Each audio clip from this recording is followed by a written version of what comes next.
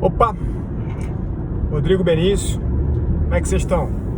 Estou aproveitando o tempo aqui para bater um papo com vocês. E quando eu falo que tempo é questão de prioridade, tem gente que não acredita, né? Tem gente que acha que isso é conversa fiada, que não é bem assim, que tem gente que realmente não tem tempo.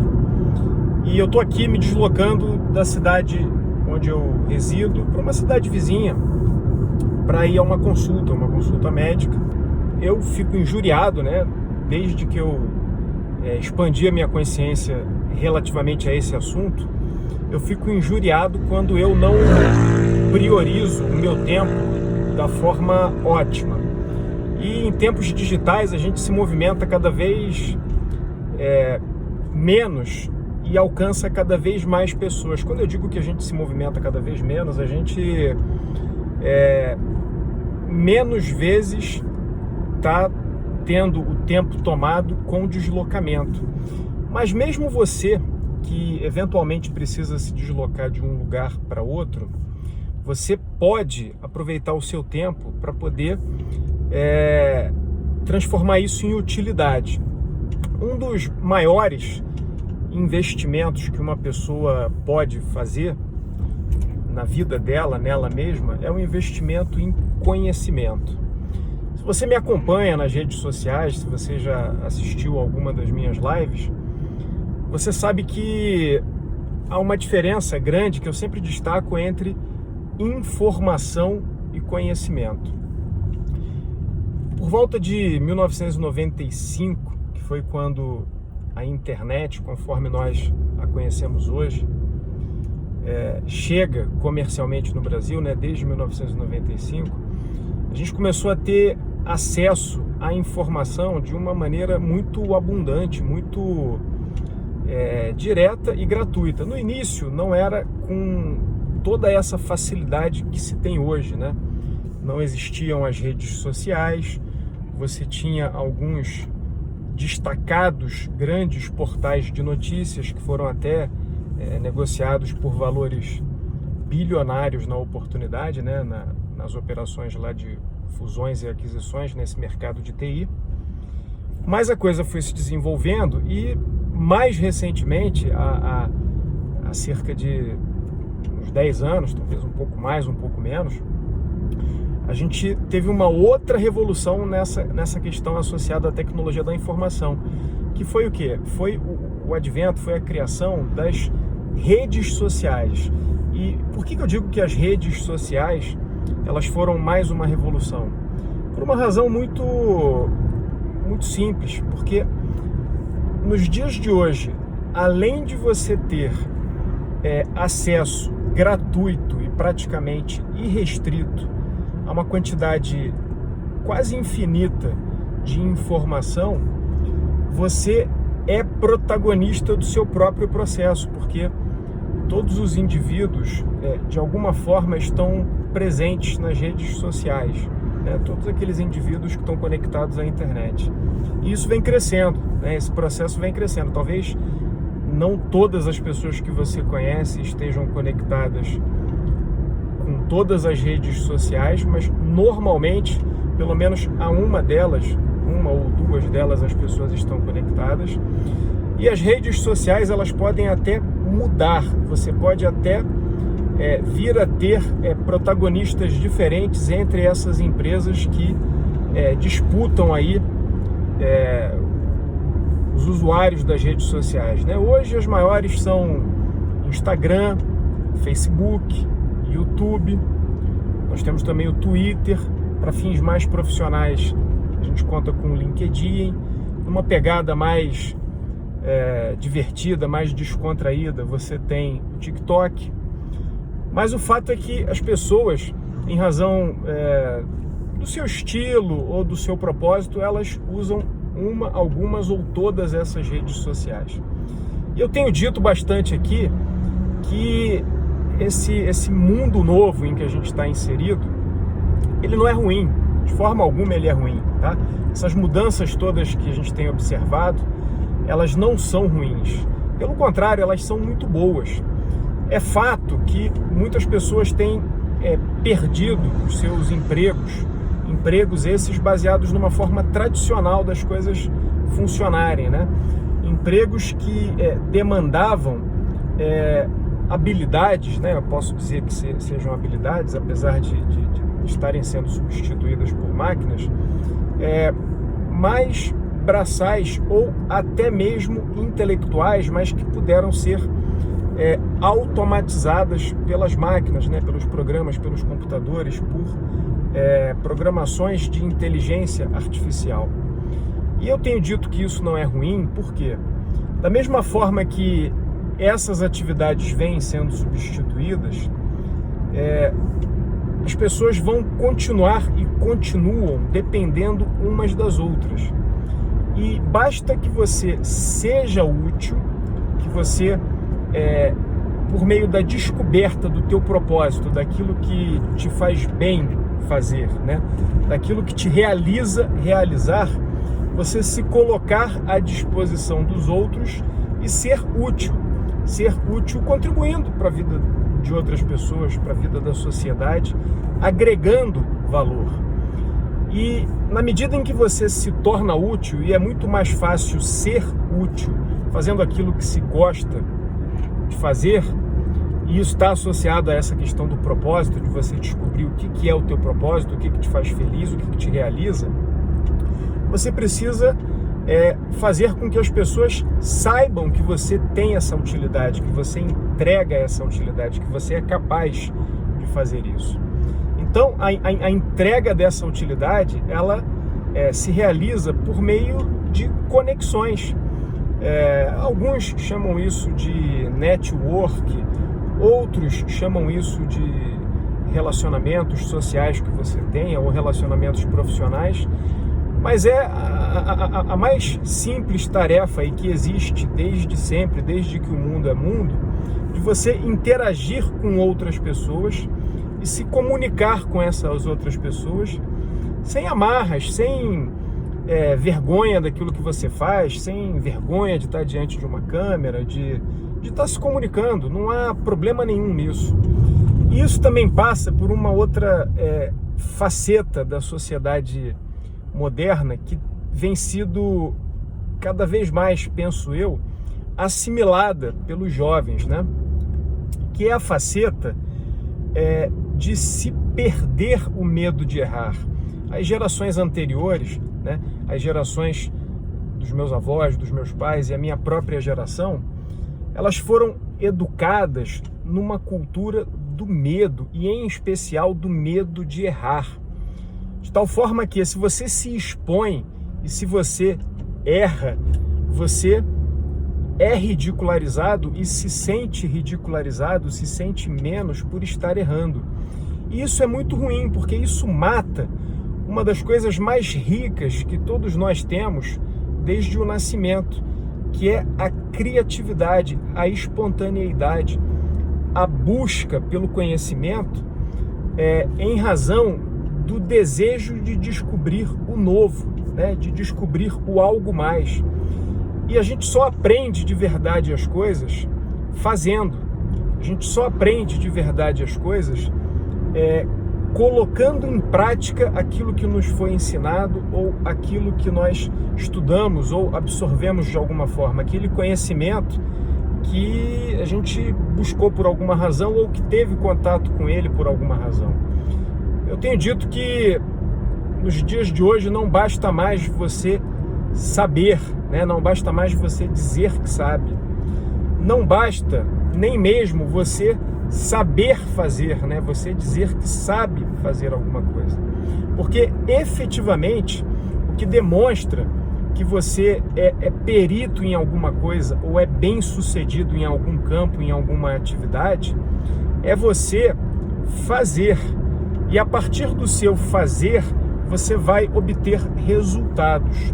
Se esses resultados que você obtém a partir do seu fazer são resultados positivos, são resultados que você, por meio deles, consegue demonstrar que você tem assertividade naquilo que você faz, que você é próspero no que você realiza, você se coloca bem, você prova por A mais B, né? A própria ciência, né? Na parte exata da ciência, naquela parte que trabalha com métodos empíricos, produz conhecimento dessa forma, né? Para um saber ser considerado conhecimento científico, ele precisa ser submetido à experimentação por qualquer pessoa, seguindo os mesmos padrões, seguindo o mesmo caminho que quem experimentou aquilo pela primeira vez seguiu, e obtendo um determinado resultado, um resultado que seja comprovado cientificamente por meio do experimento. Então, se você põe em prática aquilo que você pretende ensinar, né, aquilo que você pretende transmitir a título de conhecimento, e aquilo funciona para você, e ao transmitir aquela informação para outras pessoas conseguem colocar aquele mesmo conhecimento em prática, aquele mesmo método, aquele mesmo caminho em prática, e obter os mesmos resultados ou resultados muito semelhantes aos seus, aí você tem poder nas mãos, você tem conhecimento, né? E você tem um poder que ele consegue ser tangibilizado quando aquele conhecimento é colocado de forma sistematizada, de forma que o outro e os outros possam compreendê-lo com relativa facilidade, possam assimilar aquela informação com relativa facilidade. Mas eu comecei aqui falando sobre informação, falando sobre conhecimento, falando sobre a internet, a tecnologia da informação, né? E as duas revoluções que nós experimentamos. Primeiro, essa grande revolução de acessarmos o conhecimento de forma gratuita em grande quantidade. E isso está cada vez maior, né? Já disse aqui que isso está cada vez maior. Isso está cada vez maior por conta dessa segunda revolução que eu também mencionei aqui, que é a revolução que nos tornou, a todos nós, protagonistas desse processo. Principalmente por meio das redes sociais, qualquer pessoa pode se conectar com o mundo e com quem quer que queira assistir aquela pessoa, né? Ouvir, ver o que aquela pessoa tem a dizer, a mensagem que ela tem a transmitir, e passar a seguir aquela pessoa, passar a trocar experiências, trocar informações com aquela pessoa. Então essa é uma das melhores formas de você se conectar, e eu recomendo que você se conecte a partir daquilo que você definiu para você como sendo o seu propósito, ou daquelas coisas que você definiu como sendo os seus propósitos. Você pode ter mais de um, inclusive o seu propósito pode mudar no decorrer do tempo. Por quê? Porque existem outras pessoas no mundo que têm os mesmos propósitos que os seus, que gostam, que se interessam por fazer as mesmas coisas que você faz. E na medida em que você se aproxima de mais pessoas que buscam os mesmos resultados que você busca, vocês vivenciam um processo de aprendizagem coletiva, um processo de aprendizagem por meio do qual você e o outro aprendem com as suas experiências recíprocas, de tal forma que esse aprendizado é mais acelerado, é mais efetivo. Não só é um aprendizado baseado no fazer, como é um aprendizado baseado no fazer seu e do outro e dos outros. Então ele se torna um aprendizado acelerado, um aprendizado rápido. Por isso que o desenvolvimento tecnológico tem sido cada vez mais veloz. Eu tenho dito também que se você quer ir rápido, vá sozinho, né? Rápido no sentido de ir de forma mais prática. E isso pode parecer contraditório com o que eu estou falando agora, mas se você quer ir longe, vá acompanhado. E é claro, se você treinar, se tornar perito em ir longe, né? Conhecer o caminho de ida e volta, conhecer os atalhos que existem, as estratégias e os desafios a serem superados, você não só vai longe, como você vai aprender, vai assimilar, vai desenvolver as habilidades necessárias para ir longe e rápido. Então, esse aprendizado coletivo, esse senso de comunidade, ele é fundamental para o desenvolvimento da humanidade e para o desenvolvimento das pessoas. E aí eu fecho aqui esse nosso papo, essa nossa conversa, dizendo o seguinte, que se me perguntassem que é o tema aqui, né, desse nosso papo aqui, se me perguntassem o que eu deixaria para minha filha, se eu pudesse deixar apenas uma coisa, eu deixaria esse legado de ensinar pela prática a minha filha. Eu tenho uma filha, Rebeca tem 7 anos, eu deixaria esse legado de ensinar a minha filha pela prática a gerar um tipo de utilidade que ela possa compartilhar com outras pessoas, que ela possa entregar para outras pessoas e que essa utilidade transforme a vida dessas outras pessoas.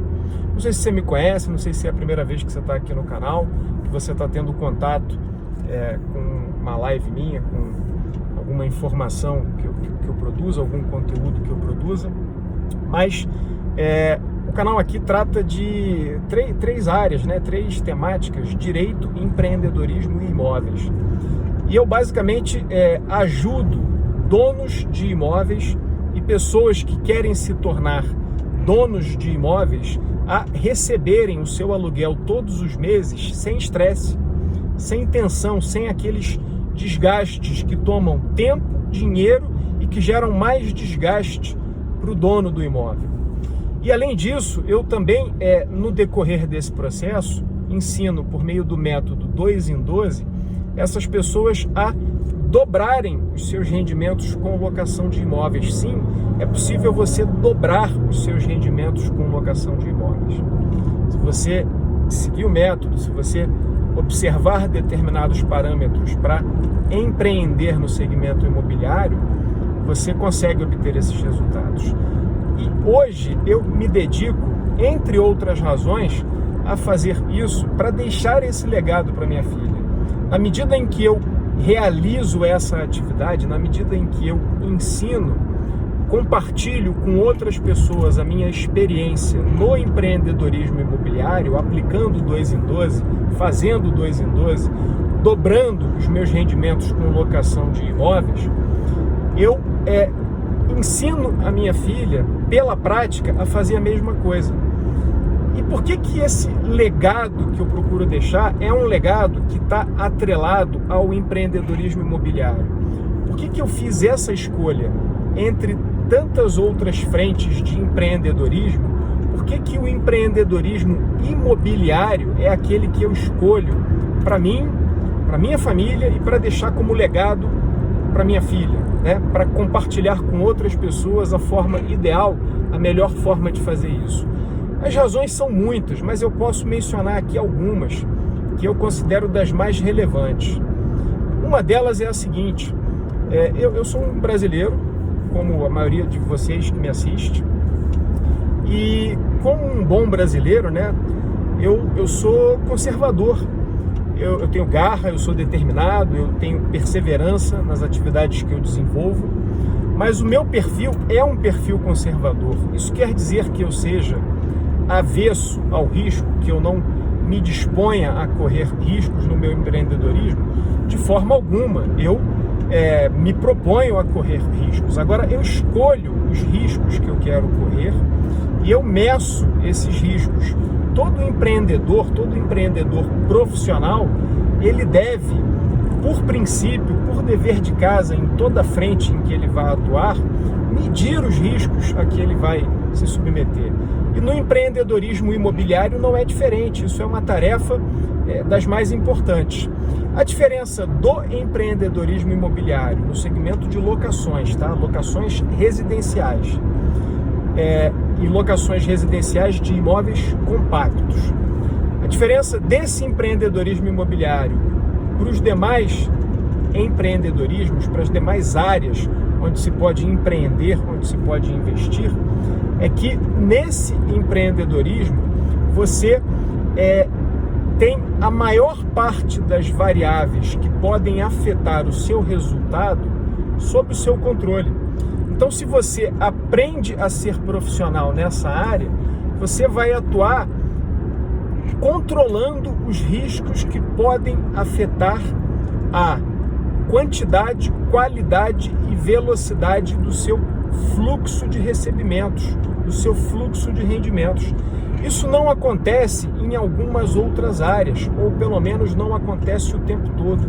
Se você pretende empreender em empresas, como muitas pessoas empreendem, e aí pode ser até mesmo no formato de franquia, né, onde supostamente o franqueador já dispõe de um know-how, já testou um modelo e ele vende para você a possibilidade de você explorar uma determinada marca que ele já consolidou, está consolidando, e transmite para você esse know-how para que a sua taxa de sucesso, né, de probabilidade de sucesso seja maior.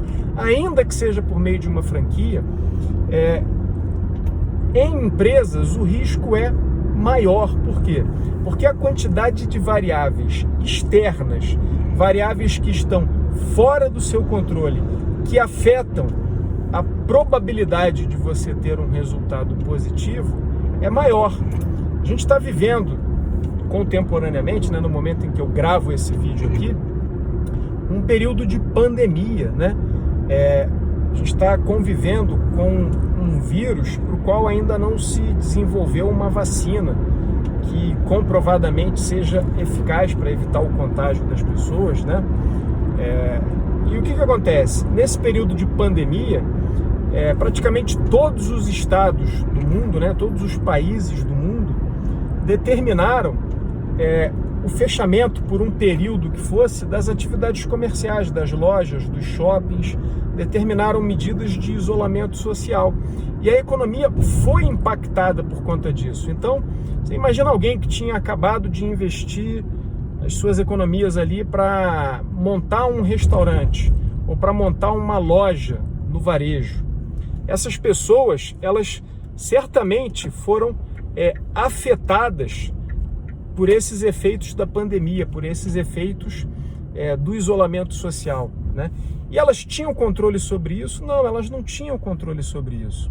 São fatores externos que afetam o resultado desses negócios e as pessoas não tinham como prever que isso aconteceria, né? Da mesma forma, por que eu destaquei aqui os imóveis residenciais? Eu destaquei os imóveis residenciais porque se o seu imóvel é do tipo comercial, quando a economia é afetada, os imóveis comercial sofrem na ponta da demanda. Há menos demanda pelos imóveis comerciais, a taxa de vacância, né, o tempo em que o imóvel fica desocupado até ser alugado de novo, e o valor da locação é afetado por esses altos e baixos da economia. No segmento imobiliário residencial de imóveis compactos, isso muito dificilmente acontece. Por quê? Primeiro, porque moradia é uma necessidade básica. Segundo, porque além de moradia ser uma necessidade básica, se eu estou falando de imóveis compactos, que são imóveis de dimensões menores, o que não quer dizer em absoluto que sejam imóveis de menos qualidade, eles normalmente já têm um preço diferenciado, um valor percebido no mercado mais acessível, dadas as suas dimensões. E isso faz com que pessoas que eventualmente, famílias que eventualmente estejam passando por dificuldades e precisem se mudar, precisem trocar de imóveis, procurem esses imóveis mais acessíveis. Aí você vai falar, Rodrigo, mas eu não quero alugar só para pessoas que estão passando por dificuldade, porque isso pode ser um risco. Eu posso estar alugando para alguém que está enfrentando algum tipo de dificuldade financeira, e isso vai ser ruim, porque se a pessoa está tendo dificuldade financeira, ela pode ter se mudado para reduzir as suas despesas, mas pode continuar tendo dificuldade financeira. Sim, há essa possibilidade, isso é tratado, isso é resolvido com uma boa seleção do perfil do teu inquilino. Mas o outro cenário também é verdadeiro. Que outro cenário? Muitos desses imóveis compactos, e o método 2 em 12 passa por essa estratégia, passa por essa forma de modelar o seu negócio nesse empreendedorismo imobiliário raiz, conforme eu chamo, está associada a você ter imóveis compactos em boas localizações e muito bem montados. Então, mesmo o seu imóvel sendo de uma dimensão menor, o que por si só já faz com que a taxa de retorno desse imóvel proporcionalmente seja maior do que a taxa de retorno de imóveis na mesma região de dimensões maiores, pode ficar maior ainda. Por quê? Se o imóvel é compacto e ele está bem localizado, ele vai ser mais valorizado do que imóveis compactos que não estejam tão bem localizados.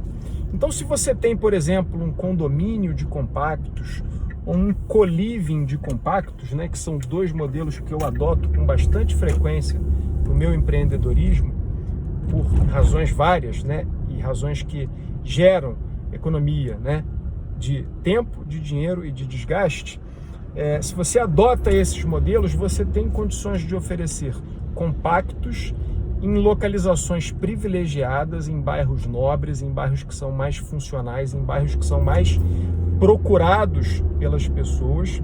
E além de você fazer isso, né, além de você atuar dessa forma, justamente por você ter um compacto que gera tanto valor, você consegue praticar um preço que é superior à média do valor de mercado, do preço praticado no mercado para aquela locação, porque você reposicionou o teu produto, você reposicionou o teu imóvel com uma modelagem que te permite esse ganho extra. E esse ganho extra, ele é bem sensível, ele é bem relevante. Um conjunto de vários ganhos extras que você promove modelando o negócio da forma certa, ele vai te viabilizar, na maioria das vezes, muito mais do que o 2 em 12, muito mais do que a possibilidade de dobrar os seus rendimentos com a locação de um mesmo imóvel dentro de um conjunto, dentro de um modelo de negócio. Mas eu prefiro falar aqui por hora só em dobrar, para que não pareça, né, que eu estou fazendo algum tipo aqui de promessa, de propaganda, de um objetivo impossível de se alcançar. Não, é possível, eu alcanço na minha prática e outras pessoas também podem alcançar. Mas dobrar por si só já é uma excelente, né, um excelente resultado a se obter com a sua carteira de imóveis. Mas para fechar, eu dizia aqui que esse seria o legado que eu procuraria deixar para minha filha, né? Aprender a pescar e não a receber o peixe, né?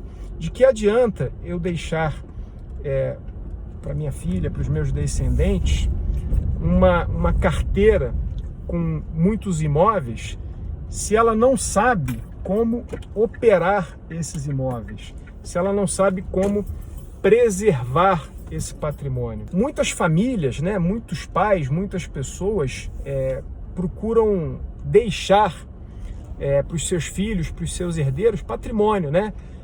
Dinheiro, imóveis, ações em bolsa, empresas, mas poucos são aqueles que se preocupam com uma coisa chamada sucessão patrimonial, né? O processo sucessório. E o maior legado que você pode deixar para o seu filho, para a sua filha, para os seus netos, é o legado deles saberem como preservar tudo o que as gerações anteriores a eles construíram. Porque assim você está perpetuando todo o valor que já foi gerado, né? Eu chamo isso de inércia sucessória. Você manter essa corrente da prosperidade em andamento, manter essa corrente de prosperidade avançando. Então, se você consegue esse tipo de resultado, esse processo de acumulação patrimonial, ele não tem fim, ele não para. E ele continua se perpetuando por todas as suas gerações futuras. E se por qualquer razão você for afetado pelas circunstâncias no teu patrimônio, como você ensinou os seus e você mesmo sabe pescar, você não recebeu só o peixe, você consegue construir tudo de novo, tá?